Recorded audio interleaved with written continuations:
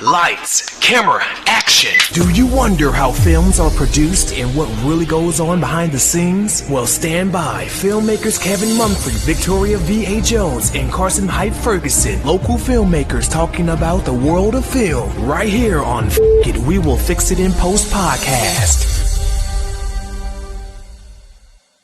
Good morning, good afternoon, and good night. Whenever you're listening, I thank you for doing so. I am Kevin Mumphrey, and this is F It. We will fix it in post. I am here once again with my co-host, Victoria V.A. Jones. What's going on? And Carson Hype Ferguson. Sure. Today, I wanted to have a little conversation about the Oscars. The show has ended. The awards have been won. The speeches have been made. So there's no need to go and talk about all that. I wanted to talk about how we as a society looked at the Academy Awards. At one point, the Oscars used to be a glamorous event where we would see our favorite actors and actresses and directors show up on the red carpet with expensive suits and dresses. And we would all watch as these glamorous people sit and wait to see if they'll win the coveted Oscar. We would also see articles written and commentary given on predictions on who would win these Oscars. But in the last few years, TV ratings for the ceremony has declined steadily, at least since 2004, except for a spike in 2019. In 2020, the Oscars was seen in 13% of TV homes and drew just 23 million viewers on ABC, which made it the least watched Oscars ever. Viewership for 2020 fell around 20%, I believe they said. So, and the decline was particularly known within younger audiences. Now, this past Oscars had the issue of having to remake and make changes on qualifying because of the lack of viewership in theaters due to the pandemic, which caused a huge opening for streaming services. But with growing complaints of lack of diversity, political speech, and young audiences who is getting more accustomed to watching movies at home rather than theaters, I start off by asking, is the Oscars losing their cultural cachet? Yes. Like many other things. But it was on a slow decline anyway. And then COVID, just hit the treadmill on them. Victoria, what do you think? I mean, for right now it is, but it'll climb its way back up. I mean, a lot of people don't look at it because of diversity. And once you start putting diversity back in there and the nominees and everything else, then they'll pay more attention to it. You know what I'm saying? The Oscars are never going to go away. The award shows are never going to go away. They're going to always be here. It's like, but once you start showing people something different, then they'll pay more attention to it. I think people have gotten to the point where they're tired of seeing the same thing, tired of seeing the same people win every year. You know what I'm saying? So until we see that, then the ratings are always going to be low. I think it's like something within the production itself. Do you think it needs to be changed as far as like how it's shown? No, because in my opinion, award shows are all the same. It's the same thing. Performances, awards, performances, and that's it. It's just you have to show something different within the skeleton of it. You know what I'm saying? So, well, for me, not saying that it would completely go away. That'll never happen because the industry actually supports this because, professional awards, whether it be vanity or whatever, somebody's going to want that. But I don't think it's going to be as significant to the masses as it once was. I mean, because look at like patterns. Sports, for example, are not as high because a lot of kids aren't playing sports. They're playing Fortnite. I mean, look at Twitch and all these streaming services or whatever. That stuff is going up. These dudes are more famous than Will Smith is to these kids because that's the medium that they are in. So unless you could do something to integrate that to where they would actually care, I don't know. I mean, yeah, that's what I mean. Like you doing something different. I mean, the award show, like I said, the award shows are the same. So when you start doing different things, you start incorporating different things into the award show, then that's when it'll change. So, you know, So you brought up like streaming services because a lot of younger people do watch streaming services. Do you think they should almost like take it away from the ABC format and then just air it within a streaming service? I don't think you're gonna get that audience though, because it's not gonna matter to them for the most part. And you know, this is coming from somebody that historically really hasn't watched that award show. Every now and again, I'll check for somebody here and there, or it's a cool story when I hear somebody that you know I support. Be like, oh, yo, that's cool. They won that. Good for them. You know, but for the most part, I'm not sitting up there taking my time. And this is way before the whole film journey stuff. I almost never paid attention to that. Every now and again, it'd be a news blurb or something. So you almost watch the Oscars the way maybe some people watch sports, just like for the highlights. Like that's now. That's not before. Before it wasn't even really on my radar. I was like, if it was like on CNN or HLN or something like that as a blurb, like one of those like, you know, quick Lower something at the bottom. yeah, lower third on the Chiron, or like, you know, one of those in between stories, like the filler to get you to the next story. Yeah. That was pretty much it. That's the only way I heard about it. I was never looking for it. Now I consume a lot more media, and I'm paying attention to what's going on in the landscape or whatever. So I do pay attention a little bit more. And then every now and again, I go to the cesspool, which is Twitter, and see what's trending. And sometimes that'll be up there, and I'll get my news that way, if you call it that. Now, do you think people kind of better, better just getting it from Twitter, just seeing people react from Twitter and watching it itself? Twitter is horrible in that regard. oh, social media is horrible. I mean, Twitter is even worse. I'm on there, and it's because certain controversial figures that are on there. Like now, it's almost entertainment, and I get more entertainment from watching the reactions of reactions than the actual news, if you call it that. Anyway, You rather see the reaction of the story than the story itself. yeah. I get, because I'll do I'm on Twitter, but I'm not like on there like that. So for like sports, something happened, I go to Twitter after just to see what people say. I've always treated Twitter like I was in a sports bar, and if I overheard a conversation, do I want to get in that? It's like double dutch. That's a great way to describe Twitter. Nah, I don't want to get in that. It is a packed sports bar. And now I go so far as I look at the person's profile to see if I want to respond to them, and I look at their last 3 tweets. Because, man, you can get down in the weeds with some people. For real. It's actually good. I saw somebody on TikTok make a joke and go, when somebody makes fun of me, but you see R.I.P. Grandma on their bio. He just goes, I'm going to enjoy this. So I guess a lot of people do that. But Victoria, do you still enjoy watching the Oscars? Oh, every year. That's just who I am. That's because I want one. So I'm gonna watch it every single year, and I'm gonna pay attention every single year. And when I watch it for certain reasons. You know what I'm saying? I might not know, but I know of a person that I like, that I want to see win. They might not win, but I'm watching and I'm rooting for them. But for me, it's the excitement of the fact of seeing these people win an award. They work hard. They win an award and they go up there and they pour out their emotions and stuff like that. For me, that's something that I enjoy watching because I appreciate cinema and I appreciate the hard work that people put into their craft. You know what I'm saying? It's just like the Grammys. You know certain artists who have not made it yet. I know somebody who's an artist who they love watching the Grammys. You know what I'm saying? They're like, it makes you appreciate what you're doing a little bit more for yourself. You know what's really funny about that? You mentioned the Grammys. I watched the Grammys a whole bunch, even before. Maybe it's because of the connection with music and such music and music videos, tough when I was younger. So I was more emotionally invested in that than any other thing. You know, the MTV Music Awards, especially, I used to watch that Right. Or the MTV Award. I mean, anything could happen. The VMAs, Kanye might come on stage and snatch your That's not award out your happening. hand. That's not happening at the Oscars.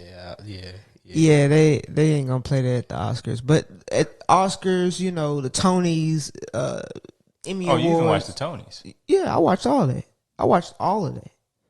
Anything that had to do with the craft, I watched it.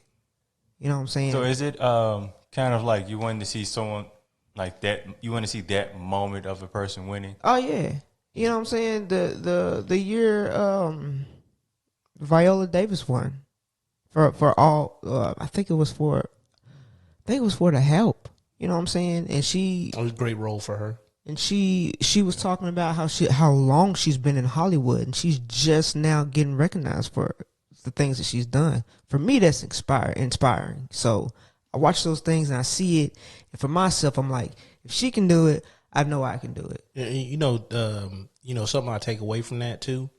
It's like what they say. It takes 10 years for overnight success. Yeah, and then like Ryan Leslie, the music producer guy, whatever, he talked about that extensively. And I'm like, yo, you can't do it for the outside accolades. You got to do it because you want it. right, That's just a bonus. right. And I'm like, it's cool whenever somebody does get supported, but, you know, can't expect that though. No, you're not gonna. You know, it's like flipping a coin. You know what I'm saying? You never know what side you're gonna get when you go into it. And at the same time, you know, like you said, you never paid attention to the Oscars. That's because that really wasn't your thing. You know, but when you look at somebody like me or somebody else who pay attention to that, you know, for me, it's everything to me. Watching those people who I grew up watching myself, or who I take it along as I appreciate them for what they do. So what do you say? 10 years for overnight success. I heard someone say something similar like that. He said, "Look, the success doesn't come overnight, but when it happens, It feels like it feels like it." Well, but to the outside world, not to the person going through it, because your journey's been however long it it is. was like, yeah, it's been like 10 years before you just found out about me. It took 2 years for you to just find out about me. Yeah. So yes, that's what I was thinking of when you mentioned that, because I got a few friends that are still artists that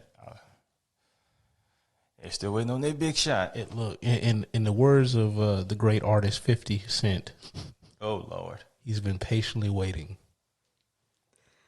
I was like, Get Rich or Die Trying was a great album. I just want to put that right there. You know, even though we're talking about film, the movie was actually good too. I thought it was a good movie. it was okay. It was okay. It wasn't better than 8 Mile though. Oh, you know, can't really. That's what I was gonna ask. Like, I wouldn't compare the two movies. I was like, what do you think is a better story telling, like depicting closer to each one's lives, 8 Mile or Get Rich or Die Trying? 8 Mile. 8 Miles is more of a relatable story. Yeah. You can take multiple lessons from it, and the average everyday person can relate more to 8 Mile than everybody ain't trying to be a rapper. But you could kind of take something off of the journey of 8 Mile, then because like he's doing that's what he's passionate about, but he's got to work. Exactly. He had to go to a warehouse. Yeah, and it's like he won that battle, had to go right back to work. Caught his girl cheating on him, and right back to work. And had to Get beat up, go back to work. your homeboy shoot himself in the. Then at the end Go of the night, right back to work. then at the end of the night, go to the trailer park. Is life for an average everyday individual? I saw somebody was talking about that film a few days ago. Actually, I watched that film. Or I watched the last 8 minutes of that film quite a bit. Still, the battle. yeah. Just because of the whole. I've never seen. Well, Crush Groove did a good job, but that's an older film. But I'm saying I never seen him catch the essence of a rap battle, because I used to watch all that freestyle stuff. I used to mixtapes. I used to sling mixtapes and like CDs and stuff like that, so I could afford all the new music and getting all this stuff. And I had a connection to homeboy's cousin's wife, now wife, was fiance, was like an A&R in Philly for some music company or something like that. So she used to get a bunch of stuff. So we used to get a lot of East Coast stuff. When I was younger, I used to listen to a lot of East Coast music. Not as much now, more West Coast. But so, do any of y'all know how to what's the eligibility requirements to get it to submit for an Oscar? No, don't look at me. Kevin knows all that. I don't. Okay, so 'cause I think people think it's like a grotesquely hard. It's hard, but it's not at the same time. So, at least before the pandemic, the rules are you had to win at a Oscar. There are certain film festivals. If you win, your film is automatically eligible to be submitted for an Oscar. Or it has to be played at a theater for 7 days in Los Angeles or New York. I think there's a few other cities, but the main theater. two. In those two paying, cities. At a paying theater for 7 days. Huh. And it can be submitted. There are other cities. I'm pretty sure Miami's one of them. I'm not sure. But the main two cities has to be at a paying theater, LA, New York. So like you can go to the $2 theater and say, "Hey, can you play my film?" If they play it for 7 days, oh, look at that. you can submit it. But because of the pandemic and the lack of people going to theaters, it made a vast opening for streaming services, to where you kind of see a little difference and diversity in this past Oscars. Right. Films like that was on Hulu about Billie Holiday. Right. I don't know if she'd have been nominated if that film wasn't on well, if it was in theater, if it was in theater, I think she still would have been nominated. But it was made specifically for Hulu. So but the streaming services have a connection with most of the film festivals, so they can. I mean, a lot of times they win awards anyway before they go to the streaming service. they do, but there's also there's also been a bit of a pushback for like Netflix's and Hulu's. So it's always been a big push or whatever. But because of this year, there's a lot more diverse. Like, how many directors were nominated? There were women? Like 2 or 3 of them. 2 or 3, and I don't think it's ever happened before. Yeah, in the past there's been, I think, a woman like won in a category. Well, didn't old girl win for Hurt Locker? Nah, not for director. She won a number of awards though, didn't she, that year? Like 2 or 3. Yeah, but I don't think. As far as the director category, I don't think for director though. Okay. I remember her winning like a bunch of awards. Yeah. I thought it was a well put together film. Yeah. But it wasn't realistic in certain aspects, because I'm like, you ain't gonna be out there by yourself. Not EOD. Mm-mm. I know some of them dudes. Nah, you ain't being out there by yourself. And just actors of color, there's like more. I think there's like an unprecedented amount of actors. It's more diverse now, but it's still at a very slow climb. This is not it. It can be more diverse than what it is now for what awards are. You know what I'm saying? But they're just now starting to do this. And how this is like the 90th something Oscars. 93rd or 93rd Oscars, and they're 94th, just now getting to the diverse part. And I'm just not talking about black. I'm talking about of all of all other of. Yeah, but isn't that a lagging indicator though? Like the award show is always a lagging indicator, or whatever the cultures are doing at the time. Yeah, but and then they're kind of archaic in certain elements. And I understand some parts of it, but who's in charge? It's probably really, really old people that've been there for a long time. Right, and that's changing. That's changing also. So you got to look at all that stuff. You know what I'm saying? It was, it's certain movies that have won in the past that I shouldn't. I thought that they shouldn't have won over other ones, and that's not even me being a black artist. That's just me looking at the story and looking at at what it is, and like, how did that person win over this other person type deal. So, Well, I mean, I look at that. I look at that the exact same way in a lot of aspects. Because, like, look at even like Rotten Tomatoes.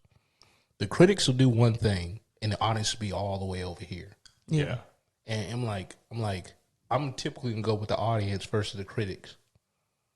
yeah, yes and no for me, because some audiences are, not all of them, but some people are blind to certain things, and they look at something and they be, oh, that ain't right, because of their blindness. You get what I'm saying? Yeah. But when I do that, typically it's over one of those like, hey, let's just watch car crashes for 2 hours. One of those kind of films.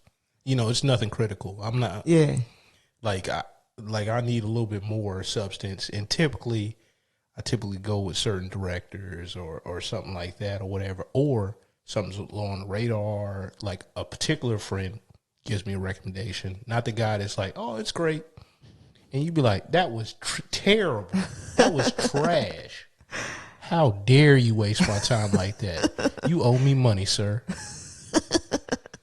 Well, yeah, that's one of a point I wanted to get to, because at the end of the day, it's all subjective. Whereas the movie, the Judas and the Black Messiah, may affect me one way.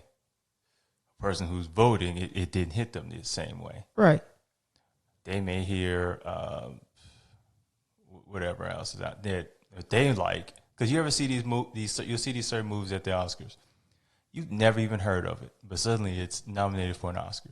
But then at the same time, if I've never heard of it and I go back and I watch, that's another reason why I like to watch the Oscars, because movies I've never heard of, I'll go back and I'll watch them. And I'll be like, now I understand why they won it. Well, you remember when Blockbuster is a thing? They always had like the Oscar. You're not going to have me show my age. They had they had certain deals. Like even Netflix did it. Like a lot of the different places online, they'd be like, yeah, Oscar winners, and you see that because they were advertised, and you'd be like, yeah, could I see myself watching this? And it'd be like typically 2 out of the 10 movies. Yeah. You know, I'd be like, you know what, that actually looks good. I like what happened. And you know, you have certain places in your life, or whatever, where it's almost like you're in a bubble, to where certain stuff you just, I don't know, just didn't catch it or whatever. I don't know. I that was always a hindrance for me, because I always felt like a more of a business move. Because it's like, oh, if I can get this, like a marketing play, of sorts. And I think for other people, it may be a bit of a turnoff, because like, I never saw this movie, and now he's won all these awards, and now I've got E! News talking about it, being interviewed everywhere. So I'm getting this big push to watch this film, and I'm like, no, I'm not watching it. I'm that way. I'm that way when it comes to a lot of people looking at something. That's just like Game of Thrones. I watched Game of Thrones when it first came out, but I didn't like it, not because it wasn't good. It was just, it showed all these sex scenes, and I'm like, is this a porno or is this a TV show? Well, I mean, it was on HBO. Well, that's I mean, but that ain't in my forte. Like, I'm like, that's easy though. Like, that's the reason why they do it, because it's easy. But at the same time, you know, people started jumping on the train of Game of Thrones, and they were like, well, it's not like that anymore. But I still didn't want to watch it. Yeah.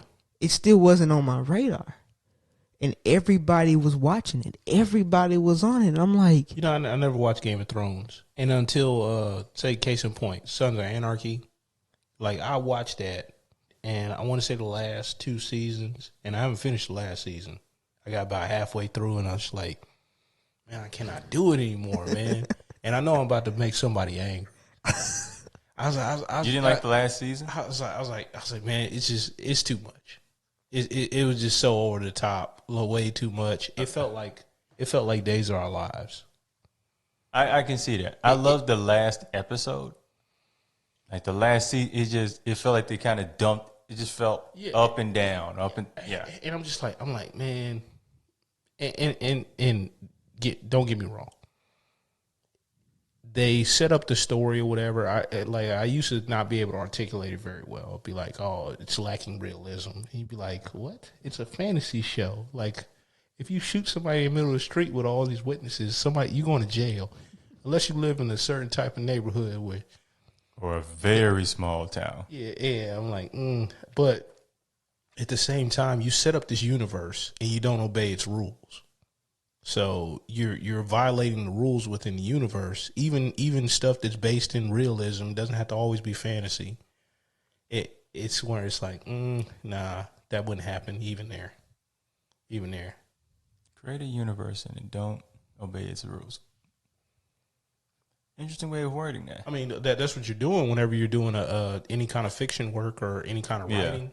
You're creating a world, especially now where everybody's talking about sequels and all this other stuff.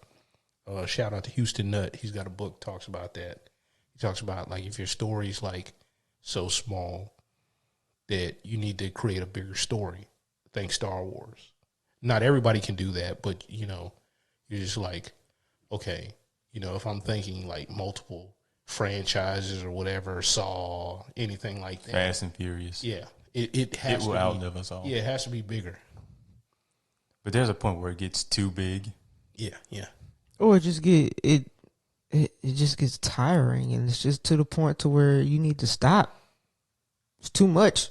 Oh, I want to say on that Judas film, I still haven't seen that, man. I'm gonna have to check that out. Like, I wanted to look at it last weekend, but I was running out of time on something I was doing. But shout out to Dr. Tiasan Johnson. He's an African studies professor, and he talks about the film. He talks about it. He's like, hey, how accurate was it? He said, as far as production, it was actually pretty decent. They got this, but you can't put everything in there. And I was like, okay, all right.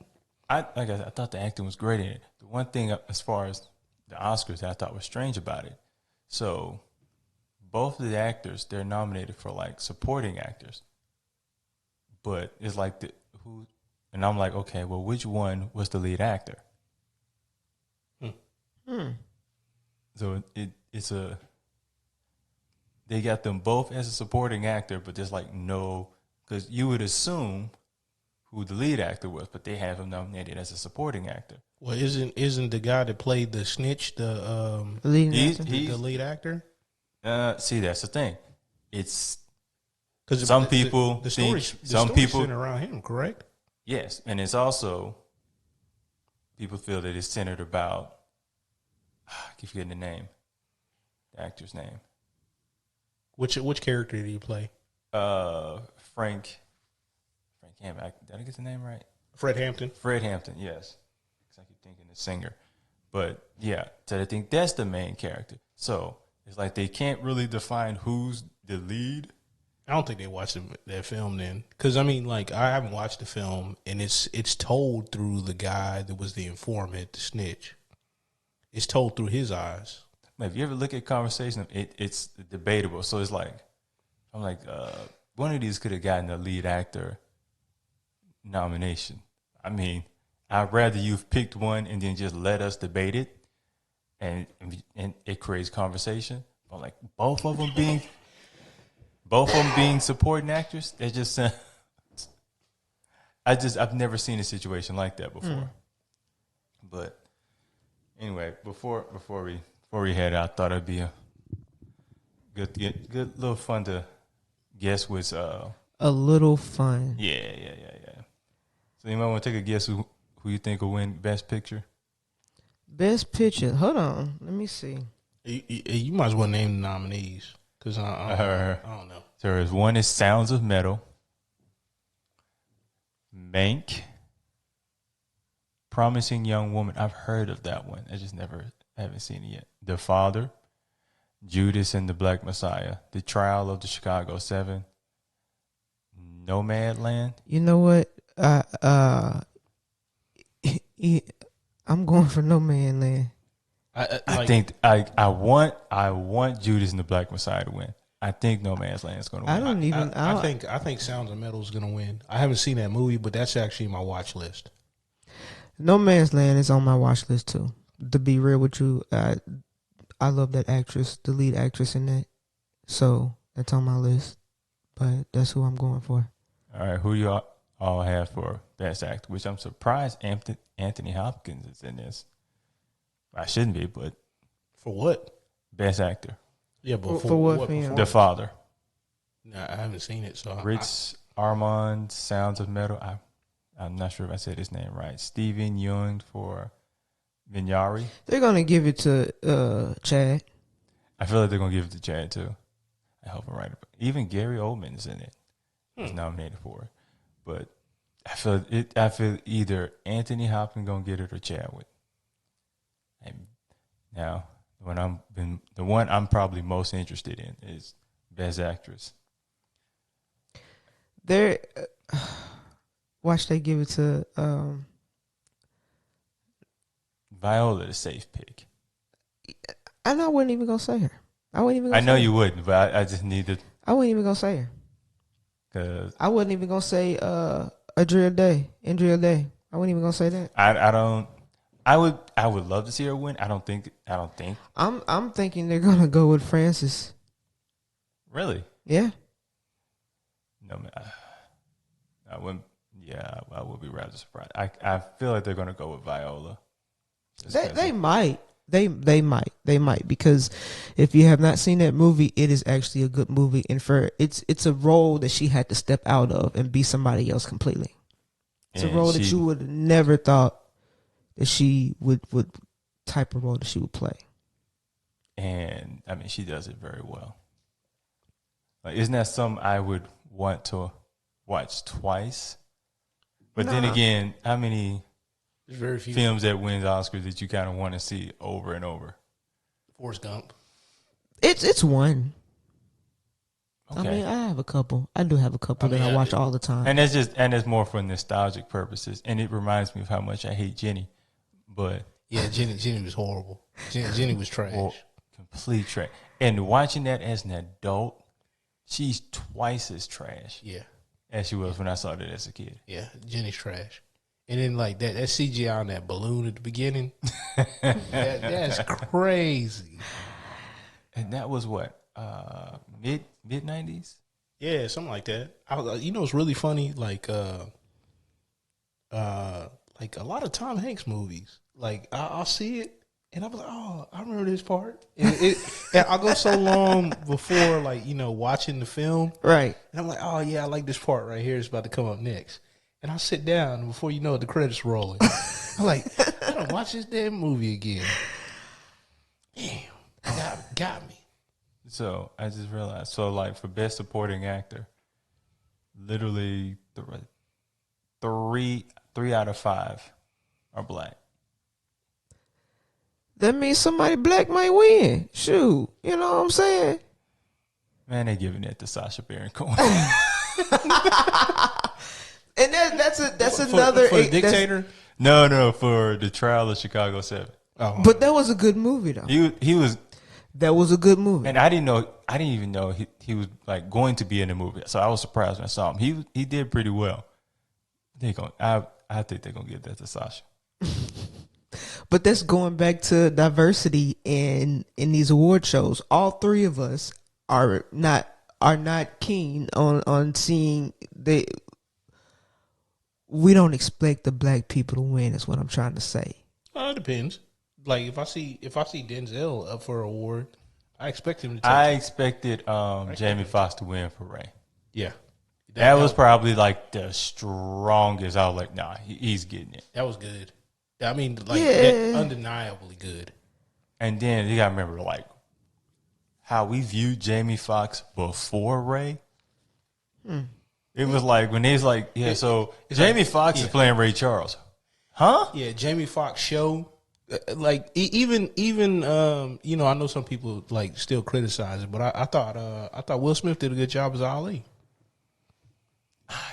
I thought he did great on that too. I didn't realize we were getting criticized for it. Yeah, some people are like, you know, because you know Ali's the greatest or whatever. And then Jamie Foxx playing Spoondini or Yeah. Spondini, the hype man. Like there's a lot of dark stuff in that too. Like when he went to the hotel room, my man was like on the drugs, and I was like, dang, they put that in here. I I think mean, it got to be real. You know, I was surprised they didn't have to go. They didn't have to do that. You know what I'm saying? Because like that doesn't really show you any more of Ali's side so much. You know, I mean, it was a different facet. And didn't Ali have saying in that movie too? Didn't he have? like I don't know. the actual Muhammad Ali.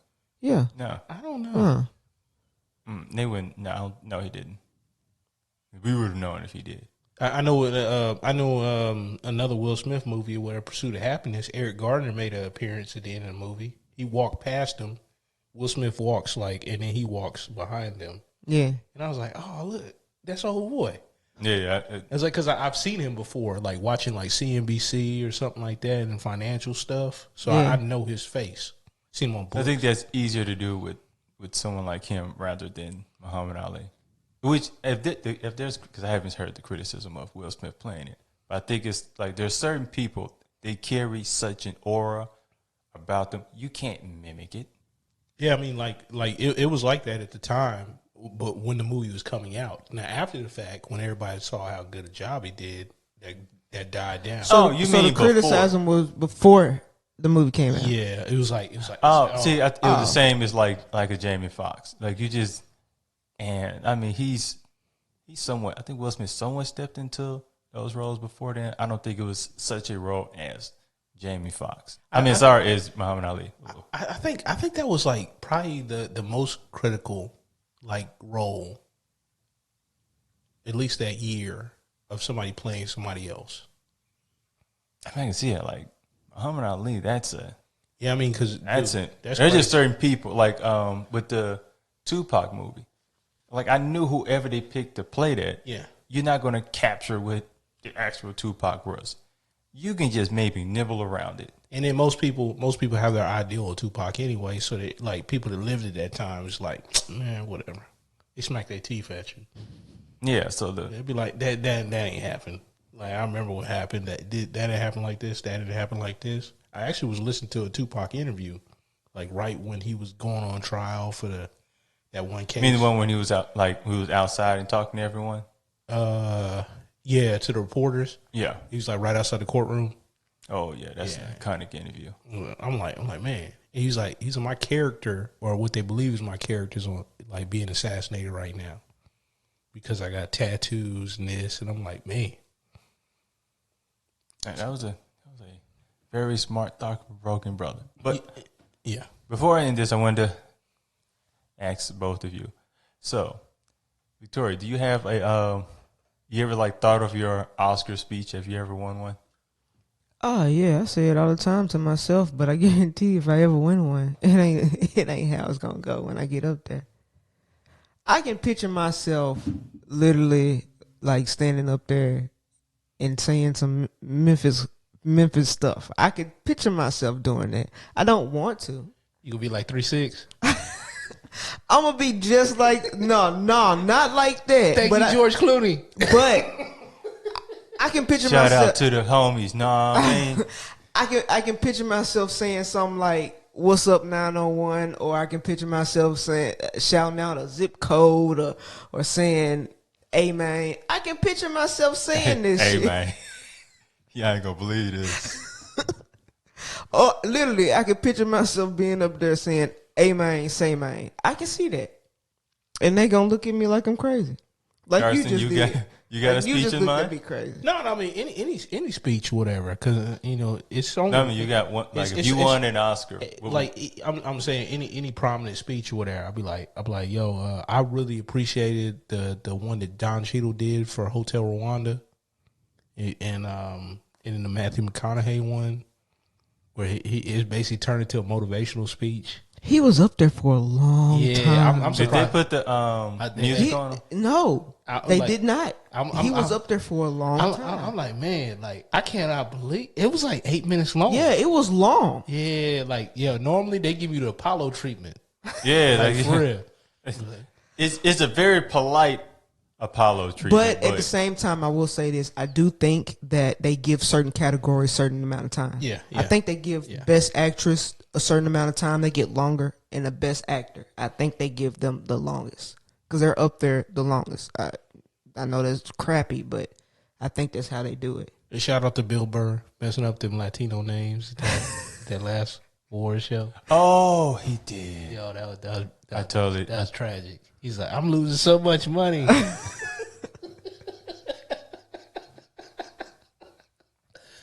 Anyway, I already know my speech will just be, look, I haven't gotten drunk in a long time.